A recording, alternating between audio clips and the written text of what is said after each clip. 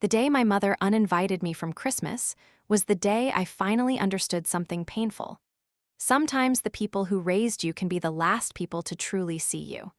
But what she didn't know, what none of them knew, was that the woman she called an embarrassment was only weeks away from standing under chandeliers in front of hundreds of people, being honored for the very life my family had mocked. The phone call came on a gray Tuesday afternoon in November. I was sitting in my office on the third floor of Bright Futures Medical Foundation in Chicago, surrounded by stacks of medical grant applications. Each folder represented a child, a little boy in Ohio who needed heart surgery, a 6-year-old girl in Georgia waiting for cancer treatment approval, a newborn in Texas whose parents had already sold their car to keep up with hospital bills. My phone buzzed beside my coffee mug. Mom. For a second, I just stared at the screen. My relationship with my mother, Linda Bennett, had been strained for years. Not loud, dramatic fights. Worse, polite distance, thin smiles, comments that sounded harmless until they landed like knives. Still, some foolish part of me hoped this call might be different. I answered. "Hi, Mom." "Olivia," she said, her voice clipped and formal. "I'm calling about Christmas." I sat back in my chair. "Okay, what time do you want me there?" There was a pause, not a normal pause, a heavy one. Then she said, "Actually, your father and I have talked it over, and we think it would be best if you didn't come this year." I blinked. "What?" "Christmas," she said. "We don't think you should come." At first, I thought I had misunderstood her. Maybe she meant they were traveling. Maybe she meant they were keeping it small. Maybe there was some practical reason that didn't involve my own mother asking me to stay away from the family holiday. "Why wouldn't I come to Christmas?" I asked. She sighed like I was making this difficult. "Olivia, your brother is bringing his fiancée. Megan and Daniel are bringing the kids. Daniel's parents may stop by after dinner. It's going to be a nice family celebration." "I'm family." Another pause. "Yes," she said carefully, "but your situation makes things uncomfortable." I looked down at the grant application in front of me. A child named Lucas Harper, age 8. Diagnosis, congenital heart defect. Recommended treatment, urgent surgical repair. My situation, I repeated, "You know what I mean." "No, Mom, I really don't." Her voice sharpened. "You're 42 years old, you're not married, you don't have children. You left a respectable career years ago to work at that charity. Ethan just made senior vice president at his company. Megan married a surgeon. Their children are in private school, and you." She stopped. I waited. "And I what?" She exhaled through her nose, impatient now. "You're an embarrassment, Olivia." The room went completely still. Not quiet, still, like the air itself had stopped moving. "There," she continued, as if saying it gave her relief. "I said it. You are an embarrassment to this family. You had every opportunity. The education, the connections, the career. And you threw it all away. Now I'm supposed to sit at Christmas dinner and explain to Daniel's parents why my daughter is unmarried, childless, and working some nonprofit job like she's fresh out of college." I gripped the pen in my hand so tightly my fingers started to ache. "I run that nonprofit," I said softly. "Don't do that," she snapped. "Don't dress it up. You work at a charity, that's what it is." I swallowed. For 17 years, I had tried to explain my life to her. I had told her about the families we helped, the hospital partnerships, the children who were alive because someone had stepped in when insurance companies said no. But my mother only understood certain kinds of success: corporate titles, expensive homes, wedding rings, children in matching Christmas pajamas.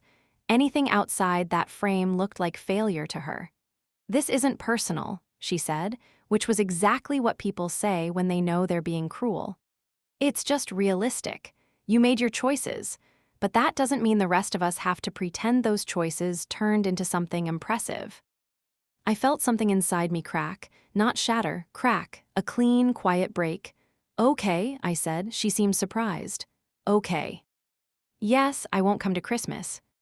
"Well," she said, regaining her composure, "I'm glad you understand." "I do," I said. "I understand perfectly." Then I hung up. For a long moment, I sat there with the phone still in my hand. Outside my office window, Chicago traffic crawled below. Horns sounded. Snow threatened from a low white sky. Somewhere down the hall, one of my case managers laughed at something, and the normalcy of it almost broke me. My own mother had just erased me from Christmas because she thought my life was too small to be seen. I wanted to cry. Instead, I looked back at the folder on my desk. Lucas Harper still needed heart surgery. His parents still needed funding. The hospital still needed an answer by Friday. And there were 846 other children waiting behind him. So I set my phone face down, picked up my pen, and went back to work.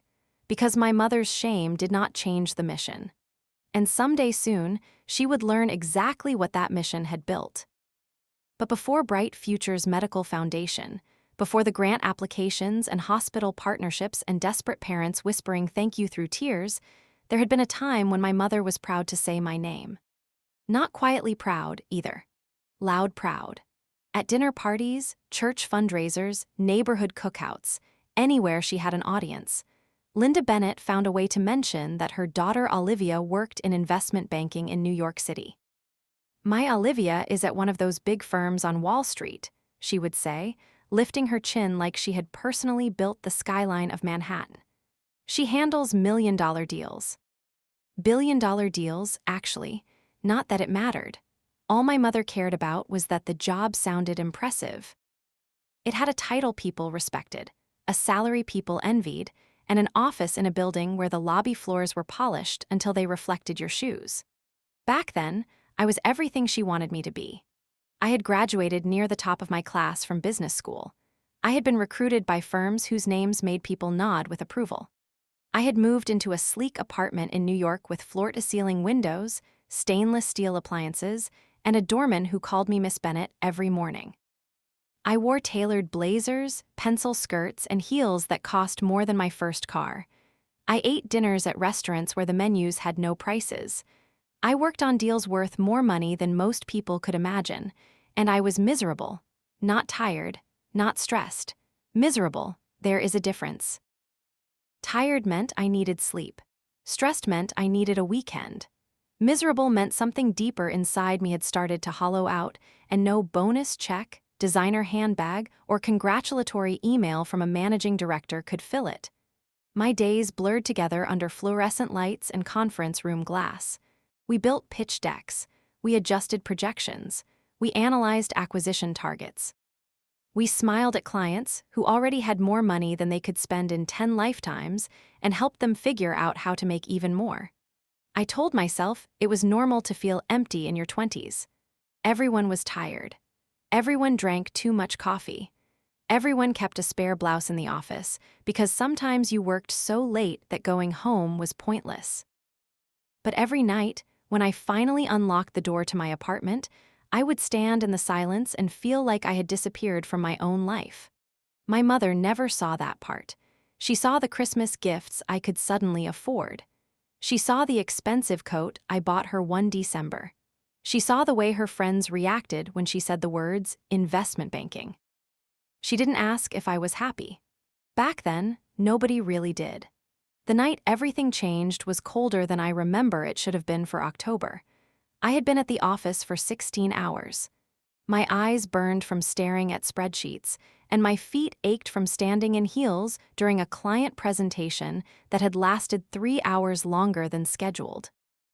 I was carrying a leather briefcase stuffed with documents I still needed to review before a 7 o'clock meeting the next morning.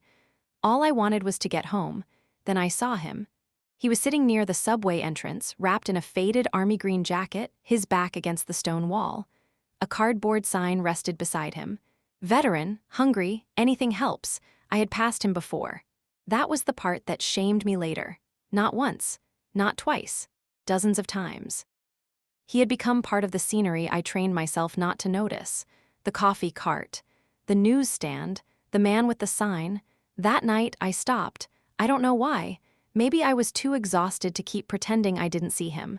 Maybe some quiet part of me, the part I had been ignoring for years, finally stepped forward. "Excuse me," I said. The man looked up like he expected me to tell him to move. "Have you eaten today? I asked. He blinked. No, ma'am. There was a pizza place on the corner, bright and warm and smelling like garlic. I bought him 2 slices, a bottle of water, and a cup of soup because I remembered how cold his hands looked. It cost me $11 and change. When I handed him the bag, his eyes filled with tears. God bless you, he whispered. You have no idea what this means. I stood there in my expensive coat, holding a briefcase full of documents for a deal that would make wealthy men wealthier, and I felt something shift inside me. Not dramatically. No lightning. No music swelling in the background. Just a quiet, devastating realization. I had spent all day helping move hundreds of millions of dollars around on paper, and not one person had looked at me the way that man did over $11 worth of food. On the subway ride home, I couldn't stop thinking about him. I thought about his hands shaking around the soup cup. I thought about the relief in his voice. I thought about how little it had taken to make a human being feel seen. Then I thought about my job, the meetings, the bonuses, the client dinners. The endless chase for numbers that always needed to be bigger. For the first time, I asked myself a question I had been afraid to ask. What if I spent my whole life being impressive and never became useful? That question ruined everything, or maybe it saved me. Over the next few months, I tried to ignore it. I told myself everyone had doubts. I told myself I had worked too hard to walk away. I told myself my parents would never understand. That last part was true. When I finally resigned, my boss thought I had been poached by another firm. Who got you? He asked, leaning back in his chair. Morgan, BlackRock, private equity. No one, I said. He frowned. Then where are you going? A nonprofit in Chicago. He stared at me like I had said I was joining a circus. Bright Futures Medical Foundation was tiny then. A few employees, a cramped office, old computers, folding chairs in the conference room, a budget that would have barely covered 1 week of expenses at my old firm. But they helped children whose families had run out of options. Children denied treatment by insurance.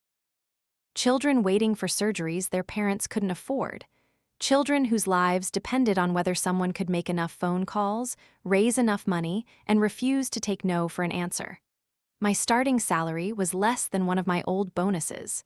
When I told my parents, my father went quiet. My mother did not.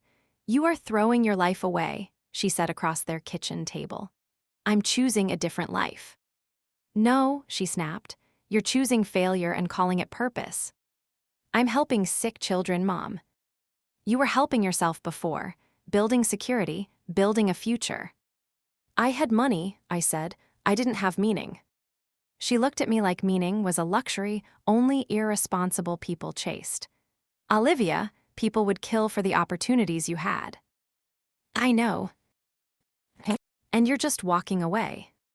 Yes. For what? So you can feel good about yourself. I remember the room going still then. My father looked down at his coffee. My mother crossed her arms, waiting for me to defend myself, to apologize, to admit I was being foolish. Instead, I nodded. Yes, I said, so I can feel good about the life I'm living. That answer disappointed her more than any argument could have, because from that day on, my mother stopped bragging about me. At first, she tried to pretend it was temporary. She told relatives I was taking time to explore nonprofit work, as if I were going through a phase. Then, when years passed and I didn't return to finance, her embarrassment hardened into resentment. My brother Ethan climbed the corporate ladder. My sister Megan married a successful surgeon and moved into a beautiful home in Naperville. Their lives made sense to my mother. Their choices fit neatly into the story she wanted to tell.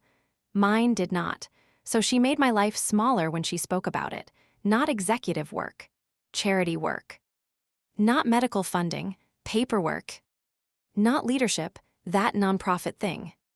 And for a long time, I let her. Because while she was busy misunderstanding me, I was busy building something she never bothered to see.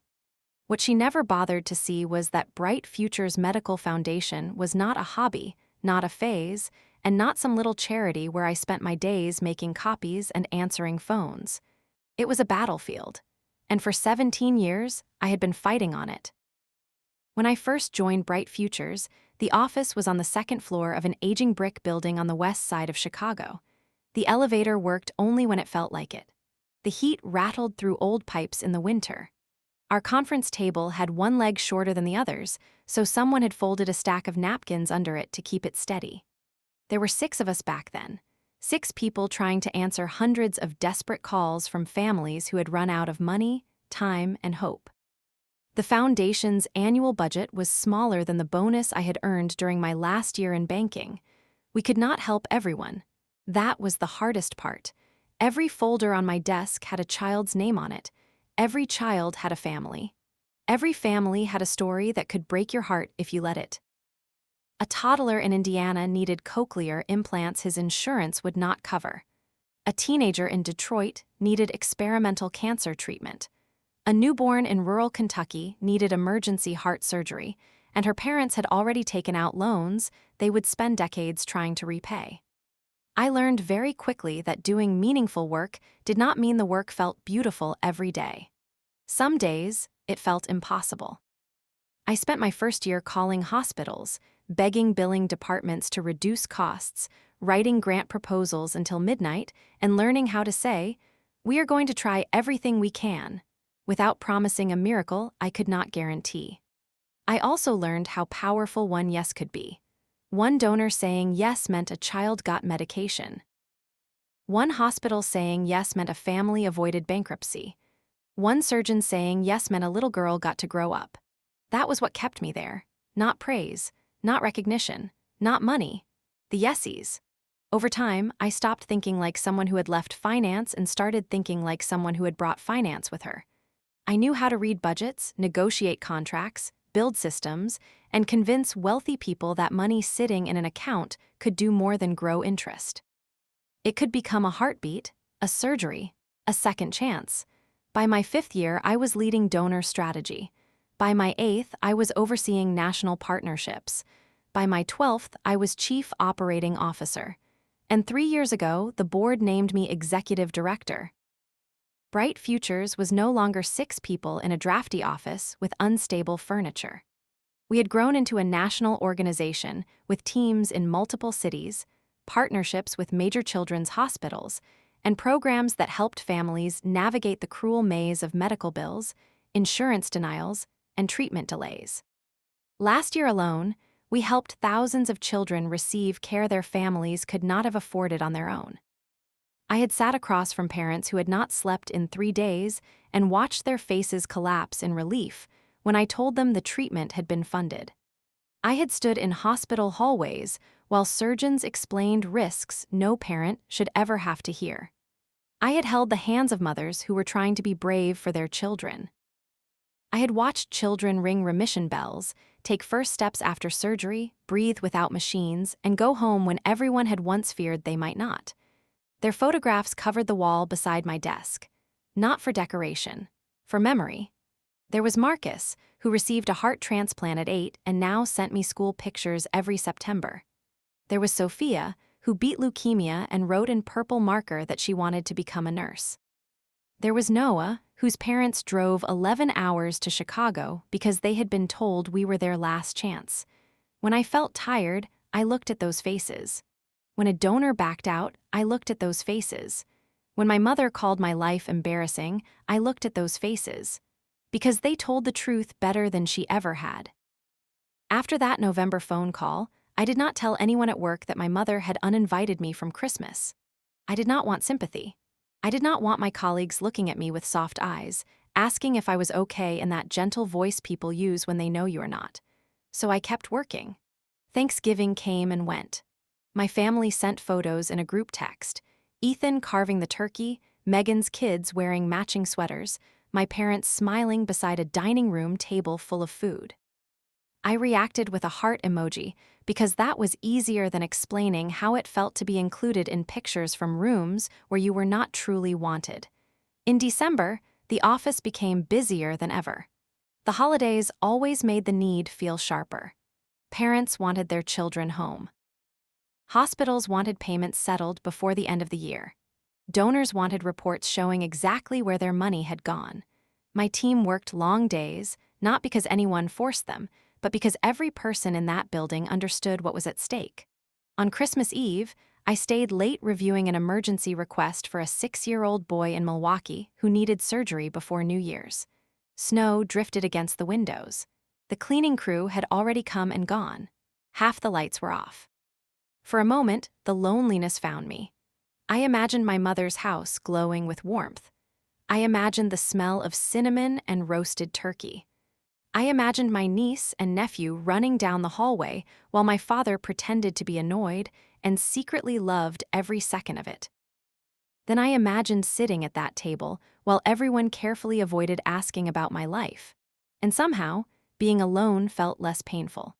On Christmas morning, I drove to St. Catherine's Children's Hospital with 2 bags of wrapped gifts my staff had collected. The lobby had a tree covered in paper snowflakes made by patients. Nurses moved quietly through the halls wearing Santa hats over tired eyes. I spent the morning in the pediatric oncology wing. I played Candyland with a little girl named Avery, who cheated shamelessly and laughed every time I pretended not to notice. I read 3 chapters of a superhero book to a boy recovering from bone surgery. I sat with a mother in the cafeteria while she cried into untouched coffee because her son's fever had spiked overnight and she was terrified. I did not fix everything. No one could. But I was there. Sometimes that was the only gift a person needed. That evening, I came home to my small apartment overlooking a snowy Chicago street. I made grilled cheese and tomato soup. I changed into pajamas. I watched an old Christmas movie with the volume low and the lights from the city blinking through my window. It should have been the saddest Christmas of my life. Instead, I felt strangely calm. My mother's words still hurt. I would not pretend they didn't, but pain and truth are not the same thing. Her opinion was pain. The work was truth. Before bed, I checked my email one last time. Most of it was routine: staff updates, hospital invoices, a thank you note from a family in Ohio. Then I saw a message from Evelyn Carter, our board chair. The subject line read, "You need to see this immediately." I opened it, expecting a funding issue or an urgent donor question. Instead, there was a formal letter attached from the National Pediatric Care Alliance. I read the first paragraph once, then again. Bright Futures Medical Foundation had been selected to receive the National Pediatric Humanitarian Impact Award at the annual Winter Gala in January. And according to Evelyn's message, they did not want just anyone from the foundation to accept it. They wanted me. I sat there in the blue glow of my laptop, the city silent beyond the glass, and felt my heart begin to pound.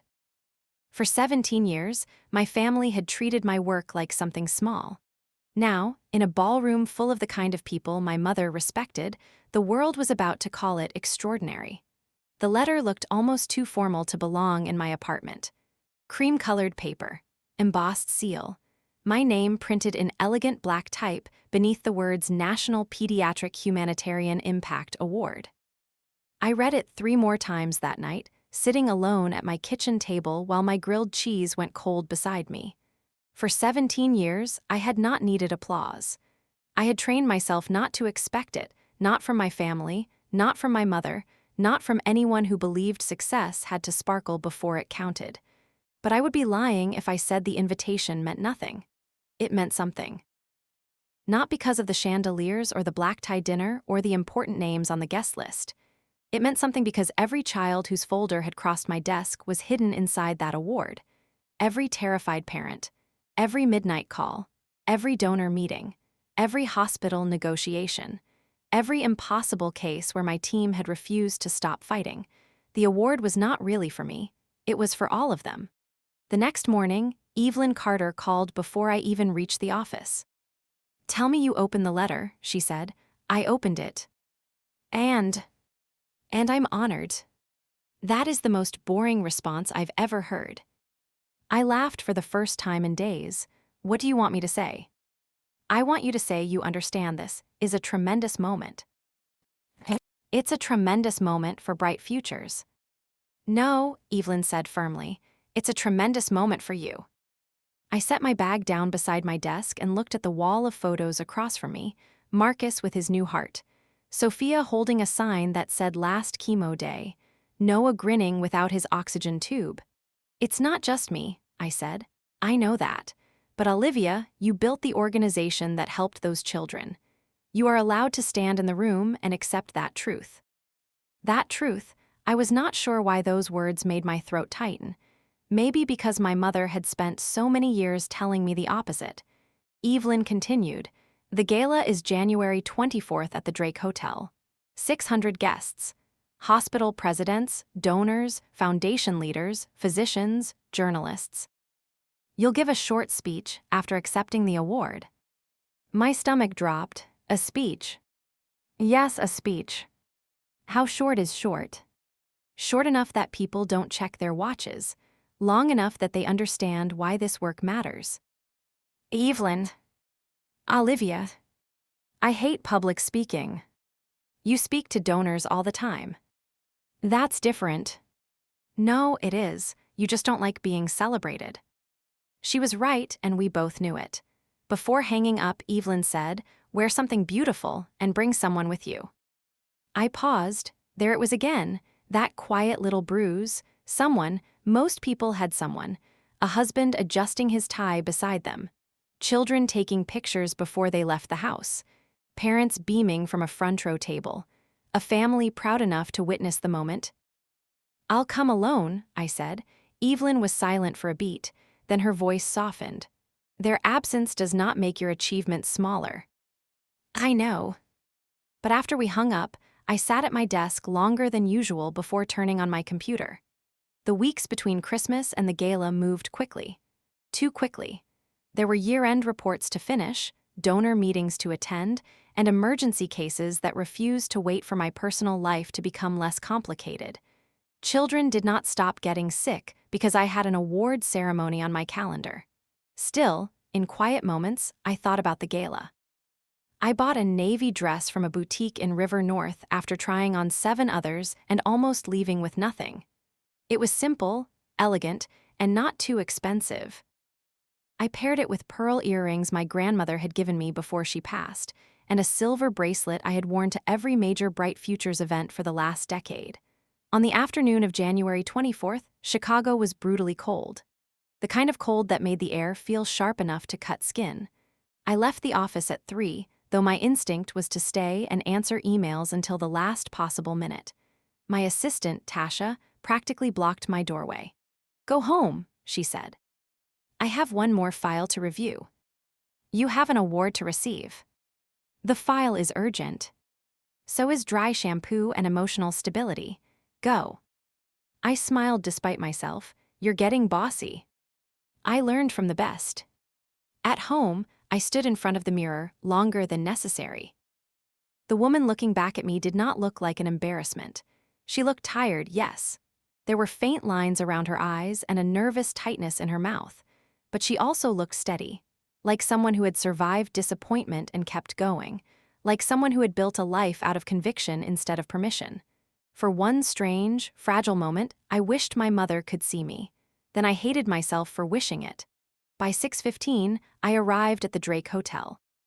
The ballroom looked like something from another world. Crystal chandeliers spilled gold light over round tables dressed in white linen. Tall floral arrangements stood at the center of each table. Waiters moved between guests carrying trays of sparkling water and champagne. A string quartet played softly near the entrance. Everywhere I looked, people were smiling, shaking hands, exchanging business cards. This was exactly the kind of room my mother respected. Money, influence, reputation, prestigious last names. People who gave speeches at universities and sat on hospital boards and had their photos printed in glossy magazines. And somehow tonight I belonged there. Olivia. Evelyn waved me over from a table near the stage. She looked regal in a silver gown, her white hair swept neatly back, her posture as straight as a queen's. When I reached her, she took both my hands. "You look beautiful," she said. "Thank you." Nervous. Terrified. Good means you care. I looked at the place card beside mine. Olivia Bennett, Executive Director, Bright Futures Medical Foundation. I traced the edge of it with my finger. For years, my mother had reduced my work to that charity thing. But there it was, printed in black ink at a table near the front of a ballroom filled with the very people she would have wanted to impress. Dinner began shortly after 7. I barely tasted any of it. Evelyn introduced me to donors, hospital leaders, and 2 journalists who said they had heard remarkable things about our medical access program. People congratulated me. People asked about our expansion plans.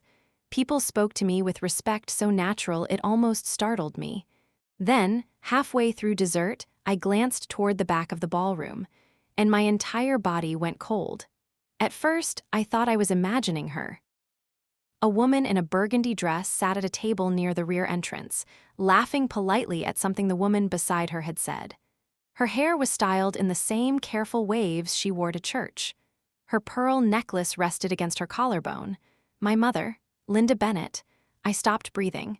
Evelyn noticed immediately. "What is it?" I could barely move my lips. "My mother is here." Evelyn turned slightly, following my gaze. "Where?" "Back table, burgundy dress." Her expression changed. "Did you invite her?" "No." "Did anyone from your family know about tonight?" "No." My pulse thundered in my ears. What was she doing here? She had not called since Christmas, not once. No apology, no message, no awkward attempt to soften what she had said. She had simply removed me from the family holiday and gone on with her life. And now she was sitting in the ballroom where I was about to be honored for the work she thought made me shameful. A woman beside my mother leaned close and whispered something. My mother nodded, smiling faintly, still unaware. She had no idea that the award recipient was her daughter. No idea that the embarrassment she had hidden from Christmas was about to walk across the stage in front of 600 people. The lights dimmed. The host stepped up to the microphone. "Good evening, everyone, and welcome to the National Pediatric Care Alliance Winter Gala." Applause filled the room. I sat frozen, my hands folded tightly in my lap. Evelyn leaned toward me and whispered, "Olivia, breathe." I tried. On the far side of the ballroom, my mother lifted her face toward the stage, still smiling politely, still completely unaware that her world was about to change. And mine with it. The applause faded as the host continued welcoming everyone, but I barely heard the next few minutes. My mother was 20 tables away, seated beneath the soft golden glow of a chandelier, dabbing at the corner of her mouth with a napkin and smiling at strangers as if this were just another elegant charity dinner. She looked comfortable there. Natural, even. That was what made it hurt. She belonged in rooms like this because she respected rooms like this. She understood polished silverware, expensive dresses, impressive titles, and wealthy donors. She understood prestige when it wore a tuxedo and arrived with a printed program. What she had never understood was the work itself. The phone calls made from cramped offices. The parents crying in hospital parking lots. The children whose lives depended on someone reading one more file after midnight. The staff members who skipped lunch because one more emergency request came in. The kind of work that did not sparkle until someone put it under chandeliers and gave it an award.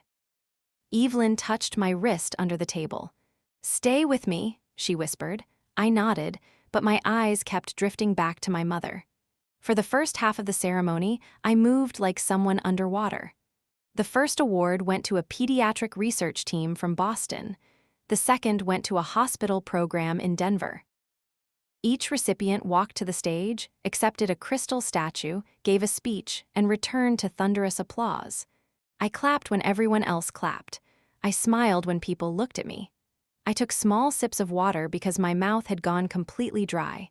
Then the host returned to the microphone and glanced down at his note cards. "And now," he said, "we come to our most significant honor of the evening." My heart slammed once against my ribs. Evelyn leaned closer. "This is you." The ballroom grew quiet. The National Pediatric Humanitarian Impact Award recognizes an individual or organization whose work has transformed the lives of children facing serious medical challenges. This year's honoree represents not only exceptional leadership, but extraordinary courage, vision, and persistence. I looked toward the back of the room. My mother was listening now, not casually, carefully. the host continued. 17 years ago, tonight's recipient left a highly successful career in investment banking. At the time, she had every marker of traditional success: a prestigious firm, a generous salary, and a promising future in finance. My mother's smile faded. I saw it happen. Her head tilted slightly, as if one sentence had reached across the ballroom and touched something she recognized.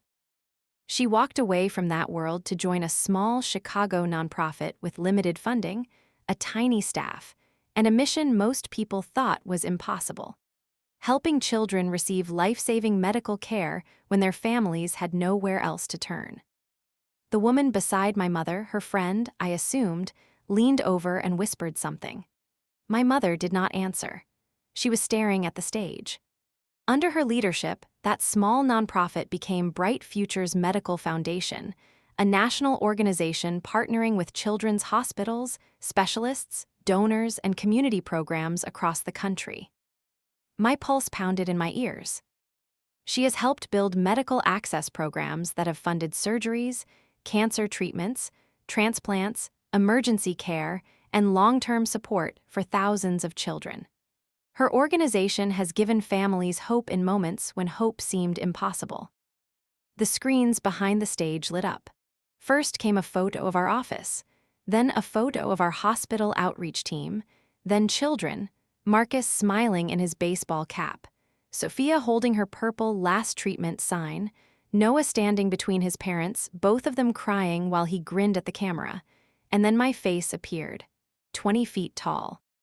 A professional headshot taken 2 years earlier, when Tasha had insisted our website needed something better than the cropped photo I had been using from a conference. Beneath it were the words, Olivia Bennett, Executive Director, Bright Futures Medical Foundation. The room erupted in applause, but all I saw was my mother. She had gone completely still, her face drained of color, her lips parted. Her eyes moved from the screen to the stage, then across the ballroom as if searching for proof that this could not be real. Then she saw me. I rose from my chair.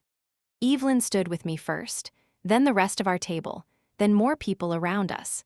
The applause grew louder until the sound seemed to press against my chest. I stepped away from the table and began walking toward the stage. The path took me past the back section, past table after table of strangers smiling and clapping, past doctors, donors, executives, and board members, and then past my mother. For one suspended second, our eyes met. She looked like she wanted to stand, to speak, to reach for me, to undo something that could not be undone in the middle of a ballroom. I did not stop. I climbed the stairs to the stage. The host handed me the crystal award. It was heavier than I expected, cool against my palms. "Congratulations, Olivia," he said softly. "Would you like to say a few words?" I took the microphone. For a moment, I looked out over the crowd. 600 faces looked back at me, some familiar, most not. And near the rear of the room, one face I had spent my entire life trying not to need. My mother was crying. I inhaled slowly. "Thank you," I began. "This honor means more to me than I can properly express. Not because awards are the reason we do this work, but because recognition like this shines light on the children and families who are too often forced to fight quietly." The room settled into silence. 17 years ago, I made a choice that confused a lot of people. I left investment banking. I left the salary, the title, the apartment, the version of success that looked good on paper. A few people smiled. I did it because I had started to understand something that changed my life. Money is powerful, but it is not purpose. Prestige can open doors, but it cannot tell you who you are. A title can impress people, but it cannot comfort a parent whose child needs surgery by Friday. My voice trembled slightly, but I kept going. At Bright Futures, we meet families at the worst moments of their lives. We meet parents who have done everything right and still find themselves staring at a hospital bill they cannot pay.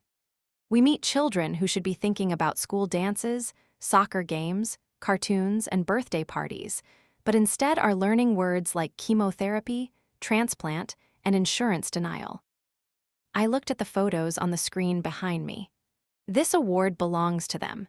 It belongs to Marcus, who received a new heart and now wants to become a doctor. It belongs to Sophia, who beat leukemia and sends us drawings every Christmas. It belongs to Noah, who once needed oxygen to breathe and now races his cousins across the backyard. A few people wiped their eyes. It belongs to our staff, who answer impossible calls every day and still choose compassion. It belongs to our donors, who understand that generosity is not about charity as an idea, but about action. It belongs to every hospital partner who has helped us say yes when a family was terrified the answer would be no.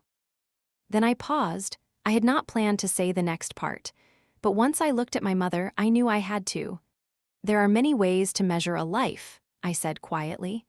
Some people measure it by income, some by job title, some by marriage, children, houses, or how impressive a person looks from the outside. My mother covered her mouth with one hand. I do not have every traditional marker of success. I am not married. I do not have children of my own. I do not live in a mansion. I do not work on Wall Street anymore. The ballroom was utterly still. But I know what my life has meant. I know there are children alive today because my team refused to give up. I know there are parents sleeping tonight because someone helped carry the burden. I know there are families who found hope because this organization exists.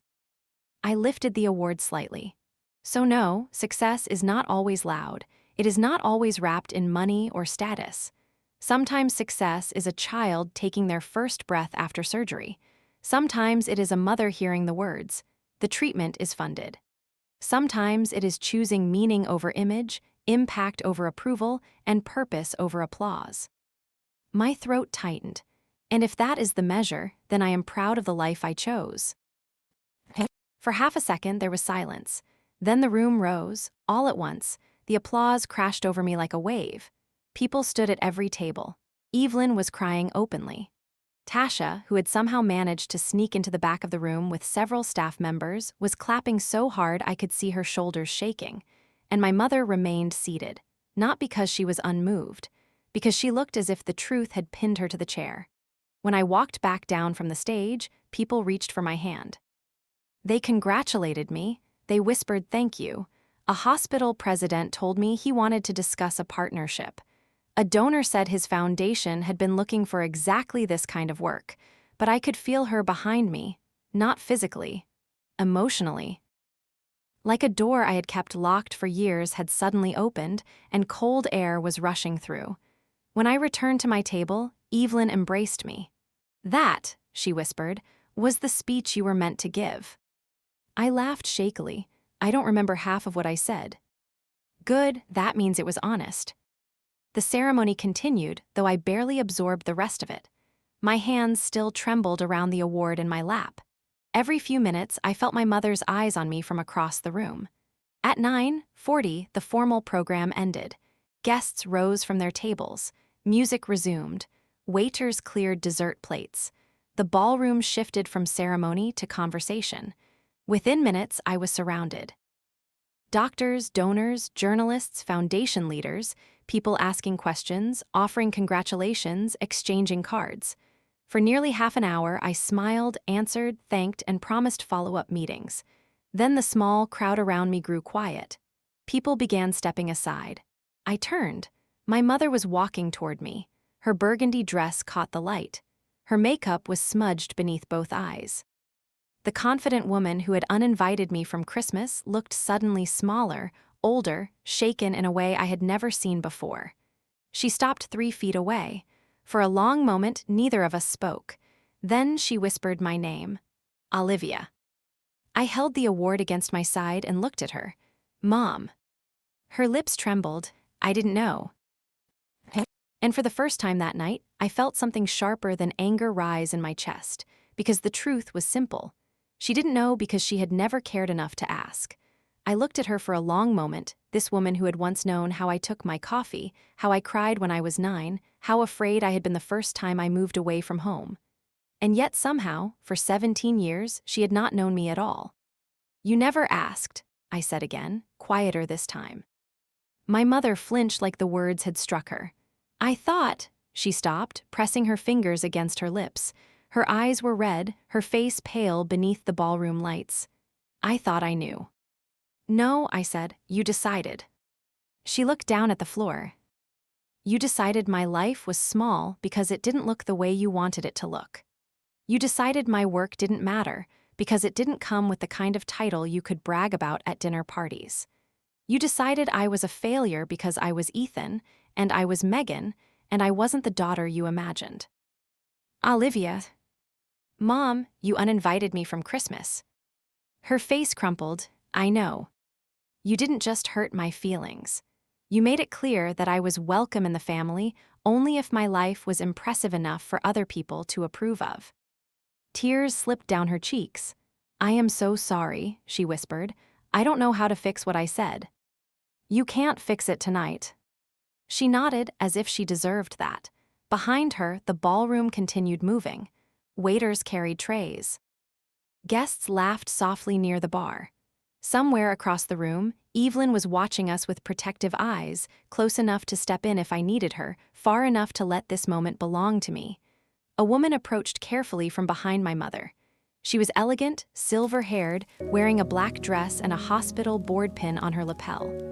Olivia, my mother said weakly, this is Susan Whitmore. She invited me tonight. Susan gave me an apologetic look. I had no idea you were Linda's daughter. I sit on the board at Northwestern Children's, and I invited her because she mentioned enjoying charity events. I'm sorry if this caused any pain. I shook my head. You don't need to apologize. Susan glanced between us, understood enough not to ask questions, and gently touched my mother's arm. I'll be near the lobby when you're ready. Then she walked away. My mother and I stood facing each other, strangers and family at the same time. I called you an embarrassment, she said, her voice breaking. Yes. I said you had nothing to show for your life. Yes. I said I didn't want to explain you. I swallowed hard. Yes. She covered her face with one hand. How could I have said that to my own daughter? I wanted to be generous. I wanted to say she hadn't meant it. I wanted to soften the truth because that was what daughters often did to make mothers feel better. But I was tired of shrinking my pain so she could avoid looking at it. You said it because you believed it, I said. She lowered her hand. And maybe you don't believe it now, I continued. Maybe seeing my picture on those screens and hearing 600 people clap changed something. But Mom, I needed you to see me before tonight. I needed you to care when there wasn't a stage, when there wasn't an award, when it was just me trying to tell you that my life mattered. I know, she said. I know that now. I shook my head. I don't need you to be proud because other people are proud. I need you to understand what I chose and why I chose it. I want to then start there. She looked at me helplessly. How? Ask, listen. Stop comparing me to Ethan and Megan. Stop acting like marriage and money are the only proof that a person built something meaningful. And don't expect one apology to erase 17 years. Her chin trembled. Can you forgive me? The question hung between us. For years, I had imagined my mother finally apologizing. I thought it would feel triumphant, like justice. But standing there in that glittering ballroom, holding a crystal award against my side, I mostly felt tired. Not tonight, I said. She closed her eyes. Tonight, I'm going to celebrate with the people who have stood beside me, believed in me, and understood this work even when you didn't. She nodded slowly. You should. When you're ready to know the real me, I said, call me. I will. She turned to leave, then stopped. For what it's worth, she said softly, I am proud of you. I should have said it years ago, but I'm saying it now. I looked at her, and for the first time all evening, my anger loosened just enough to let sadness through. Thank you, I said. She left with Susan a few minutes later. I stayed. I shook hands with hospital presidents. I spoke with donors about expanding our emergency surgery fund. I gave an interview to a local journalist about bright futures, national growth. I posed for photographs with Evelyn, Tasha, and the staff members who had quietly cried during my speech. By the time I got home, it was nearly midnight. I set the award on my coffee table and sat on the couch in my navy dress, too exhausted to move. My phone buzzed again and again. Messages from colleagues, donors, board members, even Megan, who had apparently seen a clip of my speech online. Her text said, "Liv, I had no idea. Please call me. I didn't, not that night." 3 days later, my mother called. This time, I answered without hope and without fear. "Olivia," she said, "I spent the last 3 days reading everything I could find about Bright Futures, your annual reports, articles, hospital partnerships, the medical access program. I watched your interviews." I said nothing. "I was wrong," she continued. "Not just uninformed, wrong." "Yes," I said, "you were. Can I come see your office?" I looked across my desk at the stack of new applications waiting for review. "Why?" "Because I don't want to only admire you from a ballroom," she said. "I want to understand your real life." That answer was not perfect, but it was honest. So the following Tuesday, Linda Bennett walked into Bright Futures Medical Foundation for the first time. She stood in our reception area staring at the wall of photographs. Children smiling after surgery. Children holding thank you signs. Children wearing hospital gowns, graduation caps, Halloween costumes, oxygen tubes, baseball uniforms. "These are the children?" she asked. "Some of them." I showed her the case management floor, the donor relations team, the hospital partnership office, the conference room where we made decisions that sometimes kept me awake at night. She met Tasha, who was polite but icy. She met Evelyn, who shook her hand like a queen granting mercy. Then I brought her to my office. She picked up the framed photo of Marcus, the boy with the new heart. "He's alive because of your foundation." "He's alive because a lot of people refuse to give up," I said. "I was one of them." My mother sat down slowly. "I spent so many years thinking you had less than your brother and sister," she said. "Less stability, less success, less of a future.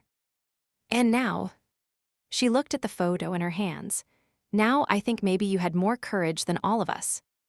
That was the beginning, not the ending, not yet. Over the next 6 months, my mother tried. She called on Sundays and asked real questions. She came to a fundraiser in March and listened instead of performing Pride for strangers. She brought my father, Robert, to the office in April. In May, Ethan and Megan both called to apologize for never asking enough. In June, my entire family attended the Bright Futures annual gala. They sat at table 7, dressed formally, watching as I gave the opening remarks. This time, when I looked out into the crowd, my mother was not crying from shock. She was smiling because she knew exactly who I was. Afterward, we went to dinner. My father raised his glass. "To Olivia," he said, "for building something extraordinary." My mother reached across the table and took my hand. "I will regret that Christmas phone call for the rest of my life," she said, "but I hope I can spend the rest of my life proving I finally see you." I thought about the years I had lost trying to earn understanding from people who were not listening. I thought about the children whose lives had filled those same years with meaning. And I realized I did not need my family's approval to make my life real. But having them finally understand it, that still mattered. "I forgive you," I said. My mother cried quietly, and this time I did not feel small, because success had never been what she thought it was. It was not a salary, a ring, a house, or a title that made other people comfortable. It was a child taking another